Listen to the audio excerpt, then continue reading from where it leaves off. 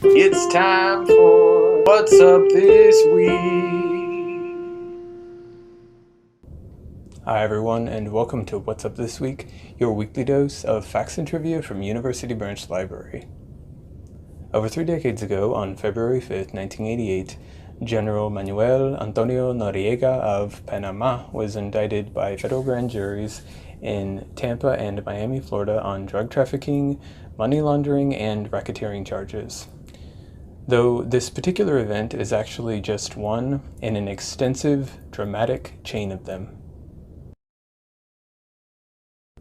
The setting is the vibrant country of Panama, home to the Panama Canal, which was and is a crucial part of international trade. In the late 1960s, Omar Torrijos became the commander of the Panamanian National Guard and enlisted a young Noriega to be the chief of military intelligence. Noriega was also a paid informant for the Central Intelligence Agency, allowing the United States to set up listening posts in Panama.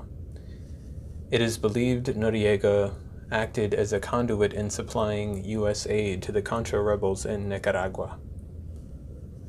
Following the sudden death of Torrijos in a plane crash, Noriega, Panama's ostensible despot, began to aggravate the U.S. federal government, especially those in the White House. Former CIA Director George H.W. Bush was elected President of the United States in November 1988. By this point, Noriega had gone from being a helpful background partner to being a major diplomatic problem, and one that required handling. After Noriega's indictment in 1988 and his refusal to resign, the U.S. government gave a reported $10 million to help fund other candidates for Panama's next presidential vote. Guillermo Endara turned out to be the projected winner, but Noriega annulled the election and remained in control. Subsequently, a U.S. invasion of the country was planned and carried out. Operation Just Cause involved over 20,000 U.S. troops and lasted from December 20th, 1989 to the end of January 1990. The president cited multiple reasons for invading, but the main objective was to physically remove Noriega from power. After much gunfire and bombing, the ultimate goal was achieved. Noriega was apprehended by U.S. armed forces and taken into custody. He was later convicted and sentenced to 40 years behind bars. But Noriega's apprehension came at a price that was incredibly and tragically steep for the country's innocent civilians. Initially, it was claimed hundreds of Panamanians died during the invasion, but more recently the death toll is reported to be in the thousands. No definitive, accurate number has ever been given. Several Americans perished in the onslaught as well. Destruction and mayhem also gave way to rampant fear, confusion, outrage, and the displacement of many. Even though the memories and impact of those dreadful days continue, the Central American nation has managed to thrive in the aftermath. It has since undergone its own substantial positive changes and established a leading republic with a multi-party system. Okay, Daniel, what do you have for the folks this week? Thanks, James. This week we're celebrating the birthday of someone who's been called the First Lady of Civil Rights and the Mother of the Freedom Movement. Rosa Parks was born February 4th, 1913. She grew up in Alabama and was very active in the civil rights movement, joining the Montgomery chapter of the NAACP, where she was quickly elected secretary. Parks and her husband were also members of the League of Women Voters. In the summer of 1955, she attended the Highlander Folk School in Monteagle, Tennessee, an education center for activism in workers' rights and racial equality. Around 6 p.m. on Thursday, December 1st, 1955, Parks paid her fare and boarded the Cleveland Avenue bus, sitting in an empty seat in the first row of back seats reserved for blacks in the colored section. As the bus continued its route, the white section filled, and the bus driver got up and demanded that those in Rosa's row move back.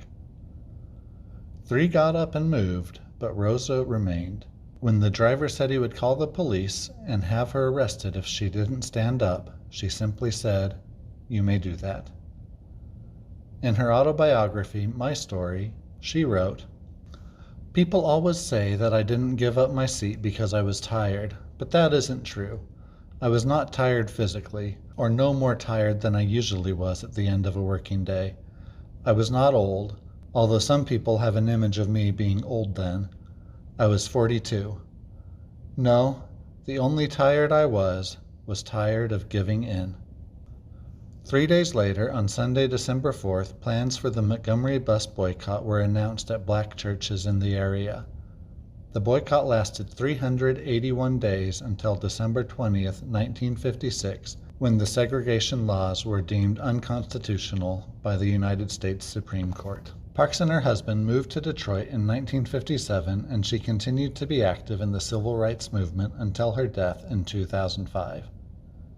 If you'd like to learn more about Rosa Parks' life, the library has a variety of books available.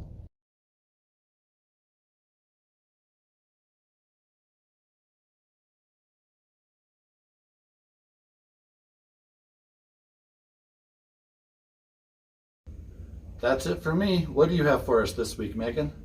Women are like fine wine. They get better as they age. Hello.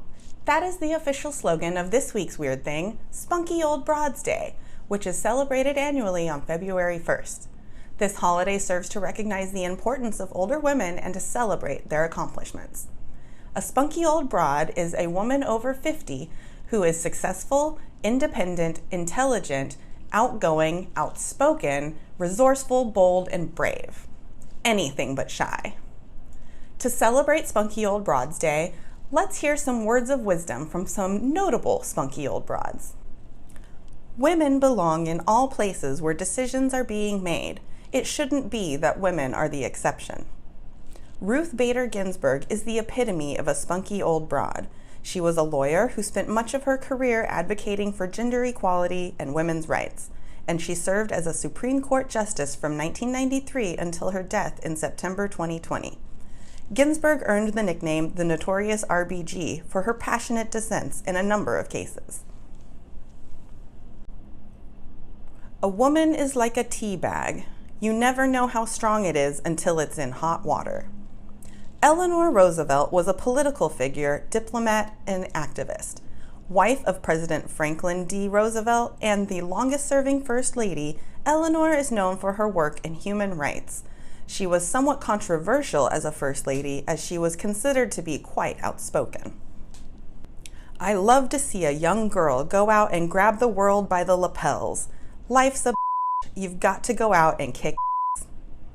Maya Angelou was a poet and a civil rights activist who worked with Martin Luther King Jr. and Malcolm X in the 1960s.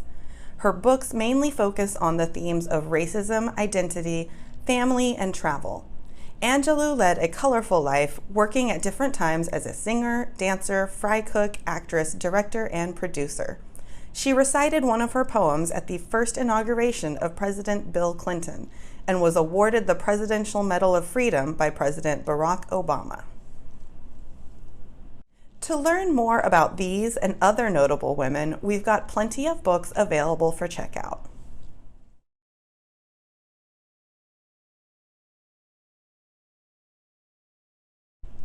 Thanks for watching. Join us again next week for another episode of What's Up This Week.